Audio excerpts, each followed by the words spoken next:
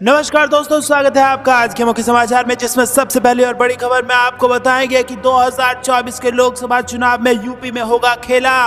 वरुण गांधी के बदलते सुर क्या देंगे भैया राहुल गांधी को सहारा, और उत्तर प्रदेश में एक बार फिर से कांग्रेस पार्टी का होगा उदय। इसी के साथ दूसरी खबर में जिक्र होगा कि मोदी सरकार को उखाड़ फेंकने में महिलाओं को कमान थामने की जेडीयू की सलाह, कहा भाजपा की साजिश का भांडा फोड़ करने का आ गया है असली समय। तीसरी खबर में जिक्र होगा कि भारत की अर्थव्यवस्था को लेकर राहुल गांधी का बड़ा बयान और केंद्र सरकार पर बोला जबरदस्त हमला। खबर में आगे आपको बताएंगे कि कांग्रेस का नागपुर कूच, उद्धव ठाकरे नासिक से फूकेंगे 2024 के लिए बिगुल। महाराष्ट्र की राजनीति में क्या चल रहा है आपको बताएंगे दोस्तों। इसी प्रकार की तमाम बड़ी खबरें आपके लिए लेकर आए हैं। खबर में आगे जिक्र होगा कि लोकसभा चुनाव की तैयारी में जुटी कांग्रेस, पीसीसी पटवारी ने ली महिला और युवा कांग्रेस की बैठक। दोस्तों आगे और बहुत सारी खबरें हैं, हर एक की गहराई में आपको ले जाएंगे, लेकिन उससे पहले अगर आपको भी ऐसा लगता है कि 2024 में इंडिया गठबंधन की बनेगी सरकार, तो वीडियो को कीजिए लाइक और ज्यादा शेयर करके चैनल को सब्सक्राइब करके बेल आइकन दबाइए और कमेंट में लिखिए जय हिंद। रुक करते हैं सबसे पहली और बड़ी खबर की तरफ। दोस्तों आपको बता दें कि 2024 में यूपी में होगा बड़ा खेला। वरुण गांधी के बदलते सुर यूपी में भाजपा की उड़ा चुके हैं नींद, और इसी के साथ कई सारे संकेत ऐसे मिल रहे हैं कि भाई राहुल गांधी का साथ दे सकते हैं वरुण गांधी। जी हाँ दोस्तों, ये बड़ी खबर उत्तर प्रदेश से आ रही है। पार्टी हाईकमान से लंबे वक्त से खफा चल रहे बीजेपी सांसद वरुण गांधी ने अपनी दादी और पूर्व पीएम इंदिरा गांधी की तारीफ की है। उन्होंने जनरल मानेकशॉ को लिखा इंदिरा गांधी का एक पत्र पोस्ट किया है, जिस उन्होंने बांग्लादेश युद्ध में जीत के बाद लिखा था। वरुण गांधी ने लिखा कि वो इंदिरा गांधी एक महान नेता थी और किसी उपलब्धि का क्रेडिट अकेले लेने के बजाय उसे टीम के साथ बांटती थी। वरुण गांधी ने सोशल मीडिया हैंडल एक्स पर शेयर किए गए इंदिरा गांधी के लेटर के साथ लिखा कि वर्ष 1971 के बांग्लादेश युद्ध में जबरदस्त जीत के बाद उस वक्त की पीएम इंदिरा गांधी ने तब के army chief general Sam Manekshaw को पत्र लिखा था, और इस पत्र में उन्होंने तीनों सेनाओं के शौर्य और युद्ध में शानदार जीत के लिए उनका आभार जताया था, और साथ ही उनकी बेहतरीन लीडरशिप की भी जमकर तारीफ की थी। वरुण गांधी ने आगे लिखा कि वो जानती थी कि कोई भी सफलता टीम के सामूहिक प्रयासों से आती है। वो इस बात से भी अच्छी तरह परिचित थी कि कब बड़ा दिल दिखाना चाहिए और किसी भी उपलब्धि का क्रेडिट अकेले नहीं लेना चाहिए। बांग्लादेश युद्ध की जयंती पर भारत अपने इन दोनों महान नेताओं को सैल्यूट करता है। वरुण गांधी के इस पत्र से राजनीतिक जगत में कयासबाजियों का दौर तेज हो गया है, और कई लोग इसे चचेरे भाई राहुल गांधी और बहन प्रियंका गांधी के साथ वरुण गांधी की दोबारा नजदीकी से जोड़ रहे हैं। मोदी सरकार के दूसरे टर्म में भी पीलीभीत से अच्छी खासी वोटों से जीतने के बावजूद कैबिनेट में मंत्री पद या संगठन में कोई बड़ी भूमिका न मिलने से वरुण गांधी लगातार खफा से रहे हैं। तो दोस्तों यहाँ पर वरुण गांधी ने कर दी है पूर्व प्रधानमंत्री इंदिरा गांधी की तारीफ, और कहा है कि वो सच्ची नेता थी। उनको पता था कि कब किस जीत का क्रेडिट किसको देना है और कब नहीं देना। तो दोस्तों क्या आपको भी ऐसा लगता है कि ये सीधे तरीके से जो है वो प्रधानमंत्री मोदी पर एक अटैक था, और अब उत्तर प्रदेश में कांग्रेस पार्टी का सहारा बन सकते हैं वरुण गांधी? कमेंट में अपनी राय जरूर बताइए। वीडियो को अभी तक लाइक नहीं किया तो लाइक जरूर कीजिएगा। दोस्तों रुक करते हैं अगली ब्रेकिंग न्यूज की तरफ। मोदी सरकार को उखाड़ फेंकने में महिलाओं का कमान थामने की जेडीयू की सलाह, कहा भाजपा की साजिश का भांडा फोड़ करने का आ गया है वक्त। जी हां दोस्तों, जेडीयू प्रदेश कार्यालय में गुरुवार को महिला प्रकोष्ठ की परिचयात्मक बैठक हुई, और इस दौरान जेडीयू प्रदेश अध्यक्ष उमेश सिंह कुशवाहा ने कहा कि मोदी सरकार को उखाड़ फेंकने के लिए आधी आबादी को अग्रणी भूमिका निभानी होगी। जेडीयू महिला प्रकोष्ठ की प्रदेश अध्यक्ष डॉक्टर भारती मेहता ने कहा कि नीतीश कुमार के शासनकाल में महिलाएं सशक्त हुई हैं। जेडीयू प्रदेश कार्यालय स्थित कर्पूरी सभागार में महिला जेडीयू का परिचयात्मक कार्यक्रम हुआ, और जेडीयू प्रदेश अध्यक्ष ने कहा कि जेडीयू को महिलाओं का अथाह आशीर्वाद और समर्थन हासिल है, इसीलिए कोई ताकत चाहकर भी जेडीयू का नुकसान नहीं कर सकती है। उन्होंने आगे कहा कि महिलाएं ही उनकी पार्टी की आधार शक्ति हैं, और इसकी मुख्य वजह यह है कि नीतीश कुमार ने महिलाओं को सशक्त और सबल बनाने में में अभूतपूर्व योगदान किया है और हमें 2024 के लोकसभा चुनाव की तैयारियों में जुट जाना होगा। तो दोस्तों, क्या आपको भी ऐसा लगता है कि महिला सशक्तिकरण और महिला के हाथ में कमान आने के बाद भाजपा का सुपड़ा साफ किया जाना आसान हो जाएगा और मोदी सरकार को उखाड़ फेंकने के लिए महिलाओं को कमान थामने की जरूरत है? कमेंट में अपनी राय जरूर बताइए। वीडियो को अभी तक लाइक नहीं किया है तो लाइक करके समर्थन दर्ज कराइएगा। रुक करते हैं अगली ब्रेकिंग न्यूज की तरफ। भारत की अर्थव्यवस्था बढ़ रही है, लेकिन राहुल गांधी का केंद्र सरकार पर जबरदस्त हमला। जी हाँ दोस्तों, कांग्रेस नेता राहुल गांधी ने कहा कि भारत की अर्थव्यवस्था बढ़ रही है, लेकिन पैसा कुछ हाथों में ही जा रहा है और बेरोजगारी की चुनौती जारी है। राहुल गांधी ने एक्स पर छात्रों के साथ बातचीत का एक वीडियो शेयर किया और कहा कि सभी छात्रों को मेरी सलाह है कि सच्ची शक्ति दूसरे लोगों के साथ जुड़ने से, दूसरों को गहराई से सुनने से और खुद के प्रति दयालु होने से आती है। और हार्वर्ड विश्वविद्यालय के छात्रों के साथ बातचीत में उनसे पिछले 10 सालों में भारत की आर्थिक वृद्धि के बारे में पूछा गया था। इस पर प्रतिक्रिया देते हुए राहुल गांधी ने कहा कि जब आप आर्थिक विकास की बात करते हैं तो आपको यह सवाल पूछना होगा कि आर्थिक विकास किसे कहते हैं और ये किसके हित में है। उन्होंने कहा कि सवाल ये है कि उस विकास की प्रकृति क्या है और उससे किससे लाभ हो रहा है। भारत में विकास के आंकड़े के ठीक बगल में भारत में बेरोजगारी का भी आंकड़ा है। ऐसा लग रहा है कि भारत बढ़ रहा है, लेकिन जिस तरह से ये बढ़ रहा है वो है बड़े पैमाने पर धन को बहुत कम लोगों तक केंद्रित कर रहा है। दोस्तों, राहुल गांधी ने कहा कि हम ऋण मॉडल पर काम कर रहे हैं और अब हम उत्पादन नहीं कर रहे हैं। हमारे पास 2 या 3 व्यवसाय हैं जो लगभग संपूर्ण व्यवसाय हैं। उन्होंने कहा कि भारत में असली चुनौती यह है कि हम ऐसी उत्पादन अर्थव्यवस्था कैसे स्थापित करें जो बड़ी संख्या में लोगों को रोजगार देने में सक्षम हो। दोस्तों, आपको क्या कुछ लगता है? कमेंट में जरूर बताइए। क्या आप भी ऐसा मानते हैं कि देश में बेरोजगारी बढ़ रही है और अमीरों और गरीबों के बीच में खाई भी बढ़ रही है? कमेंट में अपनी राय जरूर बताइए। वीडियो को लाइक करके समर्थन दर्ज कराइए। रुक करते हैं कांग्रेस का नागपुर कोच उद्धव ठाकरे नासिक से फूकेंगे। 2024 के लिए बिगुल। महाराष्ट्र की राजनीति में चल रहा है जबरदस्त घमासान। जी हां दोस्तों, आपको बता दें कि 2024 के लोकसभा चुनाव के आगाज के लिए कांग्रेस ने 28 दिसंबर को महाराष्ट्र के नागपुर में महारैली का ऐलान किया। इस महारैली में कांग्रेस ने 10 लाख लोगों को इकट्ठा करने के लक्ष्य रखा है। पार्टी के 138वें स्थापना दिवस पर हो रही रैली में कांग्रेस 2024 का बिगुल फूकेगी। इसी के साथ इस कार्यक्रम में कांग्रेस का पूरा शीर्ष नेतृत्व मौजूद रहेगा। तो वहीं कांग्रेस के बाद अब राज्य में उद्धव ठाकरे की अगुवाई वाली शिवसेना ने भी 2024 के चुनावी तैयारियों को गति देने के लिए नासिक का चुनाव किया है। पार्टी 23 जनवरी को बाल ठाकरे की जयंती पर महाशिविर के साथ साथ एक महारैली करेगी।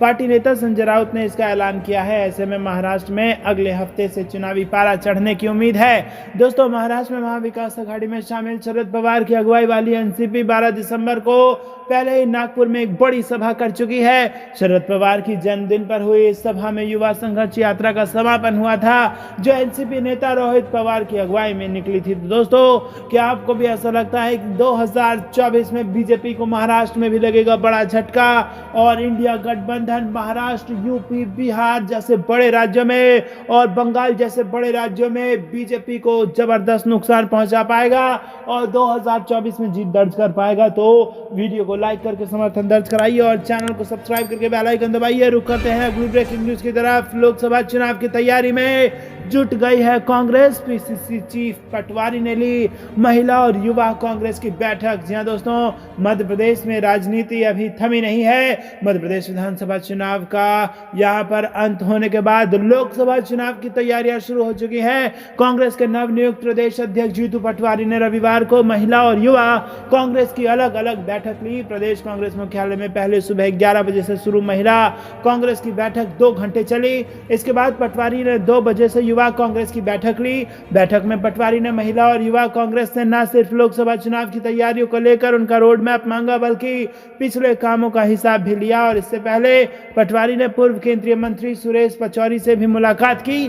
बता दें कि पटवारी लगातार 4 दिनों तक कांग्रेस के सभी विभाग, विंग और पदाधिकारियों के साथ बैठक करेंगे और इसकी शुरुआत उन्होंने महिला और युवा कांग्रेस की बैठक से की। महिला कांग्रेस की बैठक में पीसीसी चीफ पटवारी ने कहा कि महिला कांग्रेस भाजपा की महिलाओं से जुड़ी हर एक योजना पर कड़ी नजर रखें, जिला और ब्लॉक स्तर पर योजना की मॉनिटरिंग करें, योजनाओं में होने वाले भ्रष्टाचार और लापरवाही की पोल खोले, विशेषकर 450 रुपए में रसोई गैस दिए जाने, लाडली बहना को 1250 रुपए दिए जाने वाली योजनाओं की पूरी निगरानी की जाए। दोस्तों रुक करते हैं अगली ब्रेकिंग न्यूज की तरफ, लेकिन उससे पहले दोस्तों वीडियो को लाइक करके आप अपना समर्थन जरूर दर्ज कराइएगा। रुक करते हैं अगली ब्रेकिंग न्यूज की तरफ। ममता बनर्जी ने केंद्र सरकार की आलोचना कर कहा, यदि आप धन नहीं दे सकते तो इस्तीफा दे दीजिए। जी दोस्तों, पश्चिम बंगाल के अलीपुरद्वार जिले में कल हुई बैठक में ममता बनर्जी ने 96 करोड़ रुपए की 70 परियोजनाओं की घोषणा की। फिर उन्होंने पश्चिम बंगाल सरकार द्वारा चलाई जा रही कल्याणकारी योजनाओं और केंद्र सरकार द्वारा राज्य को दिए जाने वाले बकाया के बारे में लोगों को संबोधित किया। केंद्र सरकार ने अभी तक पश्चिम बंगाल राज्य को 100 दिवसीय रोजगार योजना और आवास योजना सहित विभिन्न सामाजिक कल्याण योजनाओं के लिए पूरी तरह से धन जारी नहीं किया है। कुल 1.15 लाख करोड़ रुपए बकाया है। अगर केंद्र सरकार तुरंत ये बकाया राशि दे दे तो पश्चिम बंगाल के लोगों के लिए और भी कल्याणकारी योजनाएं जोड़ी जा सकती है। मेरी सरकार भाजपा के विपरीत जीवन के सभी क्षेत्रों में लोगों को शामिल करके काम करती है और सभी चाय बागान श्रमिकों को घर बनाने के लिए पट्टा और 1.2 लाख रुपए दिए जाएंगे। आदिवासियों की सभी जरूरतें पूरी की जाएंगी। केंद्र सरकार को पश्चिम बंगाल का बकाया तुरंत जारी करना चाहिए, यदि नहीं तो उन्हें सरकार से इस्तीफा दे देना चाहिए। मैंने अपने राज्य के लिए धन प्राप्त करने के लिए पीएम मोदी से मिलने की अनुमति मांगी है और उन्होंने कहा कि मैं 18-20 दिसंबर को दिल्ली जाऊंगा और इस पर चर्चा करूंगा। जी हाँ दोस्तों, यहाँ पर लगातार पश्चिम बंगाल के लोगों के हक के लिए भाजपा से ममता बनर्जी लगातार लड़ती आ रही हैं। क्या आपको भी ऐसा लगता है कि अगले लोकसभा चुनाव में वोट की चोट देकर भाजपा से अपना हक बंगाल की जनता छीन लेगी? कमेंट में अपनी राय जरूर बताइए और वीडियो को लाइक करना मत भूलेगा। दोस्तों रुक करते हैं अगली ब्रेकिंग न्यूज की तरफ। ईवीएम है तो सब संभव है, संजय राउत ने की बैलेट पेपर पर चुनाव कराने की मांग और बीजेपी पर साधा जमकर निशाना। जी हाँ दोस्तों, यहाँ पर 3 राज्यों में बीजेपी की जीत के बाद उद्धव ठाकरे ने मांग की है कि अगर बीजेपी में साहस है तो उसे सभी संदेहों को दूर करने के लिए ईवीएम के बजाय बैलेट पेपर से बीएमसी चुनाव कराना चाहिए। और बाद में पार्टी सांसद संजय राउत ने यह भी कहा कि आज भी सांसद संजय राउत ने मांग की है कि देश में ईवीएम पर नहीं बल्कि बैलेट पेपर पर चुनाव होनी चाहिए। उन्होंने कहा कि ईवीएम है तो सब कुछ संभव है। दोस्तों रुक करते हैं अगली ब्रेकिंग न्यूज की तरफ। बहुत कुछ इशारे करती है कांग्रेस की ये नई टीम, अभी और हो सकते हैं गठबंधन में बड़े बदलाव। जी हाँ दोस्तों, 5 राज्यों में हुए विधानसभा चुनाव के बाद कांग्रेस ने अब रणनीतिक तौर पर कमर कस ली है। जिस तरीकों से पार्टी ने संगठनात्मक स्तर पर व्यापक फेरबदल करते हुए बड़े बड़े नेताओं को नई जिम्मेदारियां दी है, उससे अनुमान यही लगाया जा रहा है कि आने वाले दिनों में पार्टी और आक्रामक तरीके से अपने अन्य नेताओं को बड़ी जिम्मेदारियां देकर लोकसभा चुनाव के लिहाज से मजबूत फील्डिंग सजाएगी। सूत्रों के मुताबिक कांग्रेस पार्टी ने तय किया है कि जिन राज्यों में हाल में विधानसभा के चुनाव हुए हैं वहां नया नेतृत्व ही सियासत को आगे बढ़ाएगा और इसके लिए शुरुआत मध्य प्रदेश से हुई थी, लेकिन अब राजस्थान में भी जल्द ही इसका असर दिखना शुरू हो जाएगा। और जिस तरह से अशोक गहलोत को राष्ट्रीय गठबंधन और सचिन पायलट को प्रभारी महासचिव बनाया गया है, उससे तय हो गया है कि अब राजस्थान में नया नेतृत्व मिलेगा। वहीं कांग्रेस पार्टी से जुड़े सूत्रों का कहना है कि 2024 के लोकसभा चुनाव के लिए पार्टी अभी और कई बड़े फैसले ले सकती है। कांग्रेस की नई जिम्मेदारियों के साथ पार्टी ने स्पष्ट संदेश दिया है कि लोकसभा चुनाव में उनकी क्या रणनीति रहने वाली है। कांग्रेस पार्टी से जुड़े एक वरिष्ठ नेता बताते हैं कि जिस तरीके से सचिन पायलट को प्रभारी महासचिव बनाकर छत्तीसगढ़ की जिम्मेदारी दी गई है, उससे स्पष्ट संकेत है कि सचिन पायलट का अब केंद्रीय फलक पर इस्तेमाल किया जाना है। तो दोस्तों आपको क्या कुछ लगता है, क्या वाकई में ये नई टीम 2024 के चुनाव में बीजेपी की नींद उड़ा पाएगी? कमेंट में अपनी राय जरूर बताइए। वीडियो को लाइक करके समर्थन दर्ज कराइए। रुक करते हैं अगली ब्रेकिंग न्यूज की तरफ। 3 राज्यों में जीत के बावजूद बीजेपी के लिए खतरे की घंटी है। वोट शेयर, आम आदमी पार्टी नेता सौरभ भारद्वाज का बड़ा बयान। जी दोस्तों, 2024 के लोकसभा चुनाव में बीजेपी के 50% से ज्यादा वोट हासिल करने के लक्ष्य पर दिल्ली के मंत्री सौरभ भारद्वाज ने अपनी प्रतिक्रिया दी है। उनका कहना है कि अब तक बीजेपी का वोट शेयर 40 से भी कम था। अगर पूरा विपक्ष एकजुट हो जाए और इंडिया ब्लॉक एकजुट होकर चुनाव लड़े तो बीजेपी के पास कोई रास्ता नहीं है। दोस्तों उन्होंने कहा कि अगर बीजेपी को 50% से ज्यादा वोट नहीं मिले तो वो हार जाएगी। 3 राज्यों के चुनाव में कांग्रेस के वोटों का टोटल बीजेपी से ज्यादा था। ऐसी स्थिति में बीजेपी लोकसभा चुनाव कैसे जीतेगी, यह उनके लिए एक बड़ी चुनौती है। बता दें कि मोदी सरकार का दूसरा कार्यकाल पूरा होने वाला है और साल 2024 में मई तक लोकसभा चुनाव होने की संभावना है। ऐसे में बीजेपी से मुकाबले के लिए कई विपक्षी दलों ने एक गठबंधन तैयार किया है और इसके लिए सीटों पर बंटवारे के लिए बातचीत चल रही है और आम आदमी पार्टी भी विपक्षी गठबंधन का हिस्सा है। दोस्तों रुक करते हैं अगली ब्रेकिंग न्यूज की तरफ। वाराणसी से पीएम मोदी के खिलाफ चुनाव लड़ सकती है प्रियंका गांधी, इंडिया गठबंधन की है ये बड़ी तैयारी। जी हाँ दोस्तों, लोकसभा चुनाव से पहले बड़ा बदलाव करते हुए कांग्रेस ने शनिवार को प्रियंका गांधी वाड्रा को उत्तर प्रदेश में पार्टी प्रभारी के पद से हटा दिया है। कांग्रेस कार्यकारिणी समिति की बैठक के 2 दिन बाद पार्टी ने मुख्य संगठनात्मक बदलावों की घोषणा की। कांग्रेस ने एक बयान में कहा कि प्रियंका गांधी बिना किसी विभाग के पार्टी महासचिव बनी रहेंगी। प्रियंका गांधी की जगह अविनाश पांडे को लिया गया है, जो अब उत्तर प्रदेश के पार्टी प्रभारी होंगे। सीडब्ल्यूसी की बैठक के ठीक 2 दिन बाद प्रमुख नियुक्तियों की घोषणा की गई है और बैठक की अध्यक्षता कांग्रेस अध्यक्ष मल्लिकार्जुन खड़गे ने की थी। इसमें सोनिया गांधी और राहुल गांधी सहित वरिष्ठ नेताओं ने भाग लिया और इस दौरान पार्टी के वरिष्ठ नेता जयराम रमेश, केसी वेणुगोपाल और अन्य भी मौजूद थे। वाराणसी से हो सकती हैं प्रियंका गांधी उम्मीदवार। जी दोस्तों, पार्टी नेताओं ने कहा है कि प्रियंका गांधी को उत्तर प्रदेश में उनकी जिम्मेदारियों से मुक्त करने का कदम उन अटकलों के बीच उठाया गया है कि विपक्षी दल इंडिया आम चुनाव में वाराणसी से प्रधानमंत्री नरेंद्र मोदी के खिलाफ एक मजबूत उम्मीदवार उतार सकता है। इंडिया ब्लॉक की बैठक के दौरान कुछ नेताओं ने पीएम मोदी के खिलाफ प्रियंका गांधी को मैदान में उतारने का सुझाव दिया था। 2019 में भी ऐसी ही मांग ने जोर पकड़ा था। रुक करते हैं अगली ब्रेकिंग न्यूज की तरफ। सिरसा की धरा से कांग्रेस ने फूका चुनावी बिगुल, मंच से गरजे हुड्डा, पिता पुत्र शहीद किसानों को लेकर कर दिया बड़ा ऐलान। जी हाँ दोस्तों, आपको बता दें कि जिले में कांग्रेस पार्टी द्वारा किसान मजदूर जन आक्रोश रैली का आयोजन किया जा रहा है और इस रैली के जरिए कांग्रेस पार्टी चुनावी बिगुल फूकने के साथ ही शक्ति प्रदर्शन भी कर रही है। और दोस्तों, ये सिरसा में जून महीने में कांग्रेस ने एक बड़ी रैली की थी, उसके बाद यहाँ पर फिर से एक बड़ी रैली कांग्रेस पार्टी हरियाणा में कर रही है। आपको क्या कुछ लगता है कमेंट में जरूर बताइए। वीडियो को लाइक नहीं किया है तो लाइक करके समर्थन दर्ज कराइएगा। रुक करते हैं अगली ब्रेकिंग न्यूज की तरफ।